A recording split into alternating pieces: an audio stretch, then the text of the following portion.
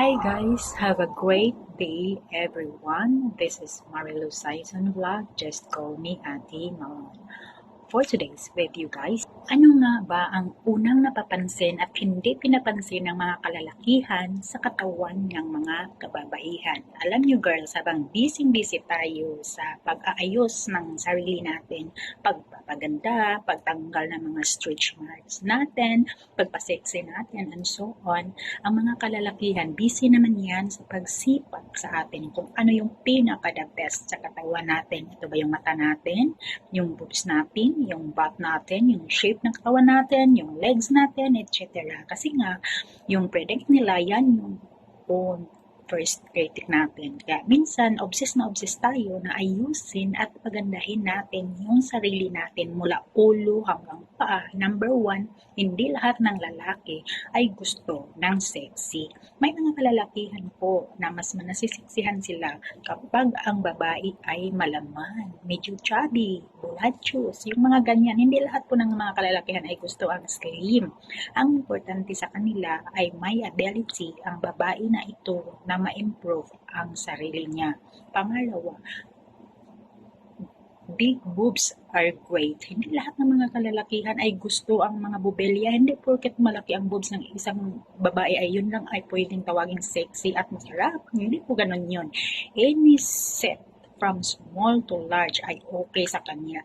Lalo na kapag gusto nila yung babae. May mga lalaking gusto na maliliit ang boobs dahil sa mga certain reasons. Mayroon din naman mga kalalakihan na gusto ang malalaking boobs for a certain reason. Minsan kasi isa sa mga insecurities yan na mga maliliit na boobs. The point na talagang gumagamit sila ng mga padded bra para nang mas mukhang malaki. Iba naman nagpapagawa talaga ng boobs in order for them not tumaas yung confidence nila. Pero yung mga kalalakihan, ang tanongin natin, they don't care, maliit pa niyan o malaki. As long na gusto ka ng lalaki, doesn't matter. Pangatlo, down there, doon sa baba ng babae, doesn't matter sa mga kalalakihan na ito man ay mabuhok, ito man ay kalbo, as long as malinis ito at mabango. May general maintenance, yan ang approve sa mga kalalakihan. Mayroon kang ang kalbo, pero hindi naman mabango. Hindi sila picky kung paano nyo binugroom niyan, paano nyo pinakalbo, paano nyo pinapahaba yan, basta malinis, mabango, all good yan.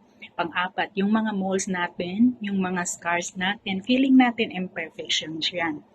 Pero sa mga kalalakihan, it doesn't matter kung mayroon kang nunal dyan o may piklat ka sa mukha kapag gusto kanila. Baliwala sa kanila yan. Minsan nga, super attractive pa sa kanila yan kasi very unique ang dating mo sa kanila.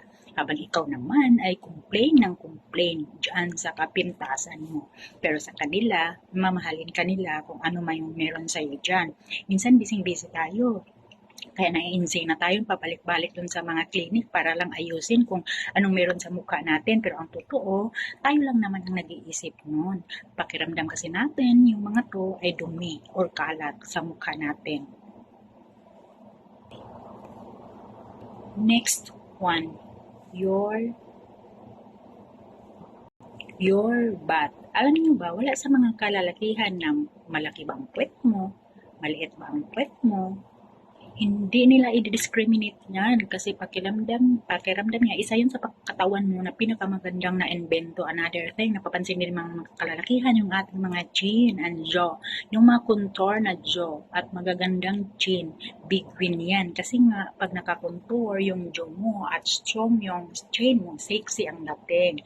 Kaya mapapansin ka agad ng lalaki yan. Kaya nga diba, usong-uso ngayon yung nagpapahugis bigas or nagpapa-filler ng baba. Kasi nga, sexy rin ang dating para sa kanila. Last one, confidence. Alam niyo ba, girls, gustong-gusto ng mga kalalakihan na mataas ang self-confidence natin. Confidence is pag feeling natin confidence tayo, very comfortable tayo sa mga galaw natin, the way we look, napapansin ng mga kalalakihan yan kung meron ba tayo nun. Kasi pag mataas ang confidence mo, ano man ang itsura mo, medyo mag-gain ka man ng weight, nandun pa rin ang confidence mo. Paano ba makipagrelasyon? Confidence pa rin. Paano ka makipagtalik? Confidence pa rin. Kaya kapag nandun ang confidence, madadala natin ang sarili natin. Meaning, madadala rin natin ang relasyon natin. Girls, you have to love who you are and healthy. Huwag mong abusuhin ang sarili mo sa alak, sigarilyo, instead of maintain overall healthy lifestyle. At magiging appealing yan kahit na kanino. So, yan lang po guys. Sana may nakukuha kayo sa tips ko. Please don't forget to give me a thumbs up. At be happy always. Smile, wear your smile. At palagi po kayong mag-iingat. At syempre, manalangin. Thank you guys. Please watch for my next one. God bless. This is Malon. Bye!